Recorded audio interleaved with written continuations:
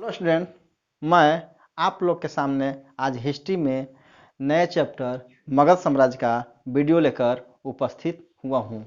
यह एग्जाम और व्यू से बहुत ही इम्पोर्टेंट हो, या कॉम्पिटिटिव एग्जाम है या कोर्स एग्जाम है, दोनों के लिए यह वीडियो अति महत्वपूर्ण है।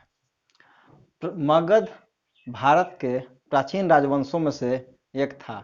इस वंश के संस्थापक बृहद्रथ था। इसकी राजधानी राजगिरी थी। राजगिरी का दूसरा नाम गिरिवज्र था। मगध में ही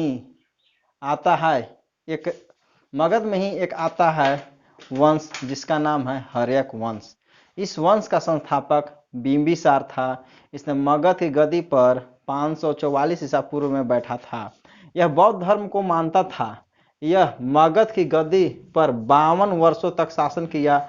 जब महात्मा बुद्ध बीमार थे तो उनकी देखभाल के लिए बिंबिसार ने राजवैद्य जीवक को भेजा था। बिंबिसार की हत्या उसका पुत्र अजातशत्रु ने कर दी और वह 493 ईसा पूर्व में गद्दी बैठा।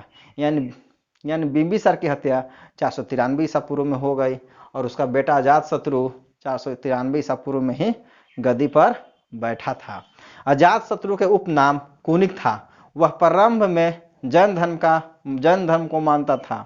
अजातशत्रु ने प्रारंभ में जैन धर्म को मानता था। अजातशत्रु को उपनाम कुनिक था। अजातशत्रु ने मगध पर 32 वर्षों तक शासन किया। अजातशत्रु के मंत्री का नाम वर्षाकर था।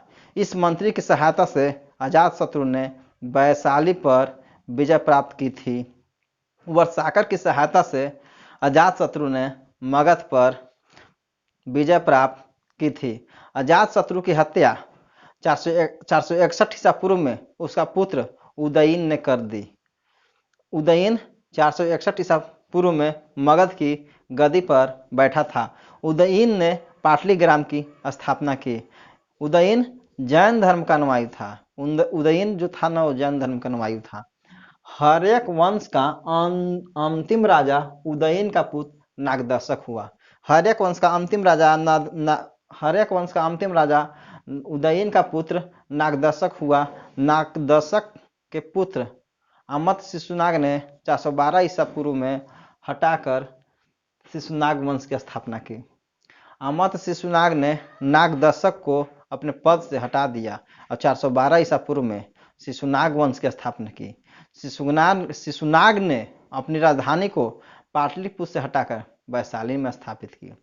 शिशुनाग ने अपनी राजधानी को पाटलिपुत्र से हटाकर वैशाली में स्थापित की। शिशुनाग का उत्तराधिकारी उसका बेटा कालाशोक हुआ। शिशुनाग का उत्तराधिकारी उसका बेटा कालाशोक हुआ। शिशुनाग का उत्तराधिकारी उसका बेटा कालाशोक हुआ। यह अपनी राजधानी को पाटलिपुत्र ले गया। कालाशोक ने अपनी राजधानी को पाटलिपुत्र ले गया। शिशुनाग वंश का अंतिम राजा नंदीवर्धन था। शिशुनाग वंश का अंतिम राजा नंदीवर्धन था। नंद वंश के संस्थापक महापद्नंदन था। नंद वंश के संस्थापक महापद्नंदन था। नंद वंश का अंतिम राजा घनानंद था। यह सिकंदर के समकालीन था। सिकंदर का समकालीन मतलब कि जिस समय सिकंदर ने भारत में आक्रमण किया था उस समय घनानंद यहाँ का राजा था। इसे चंद्रगुप्त मौर्य ने युद्ध में पराजित किया। घनानंद को चंद्रगुप्त मौर्य ने युद्ध में पराजित किया और मगध में एक नए राजवंश मौर्य वंश की स्थापना की। मगध में एक नए राजवंश मौर्य वंश की स्थापना हुआ।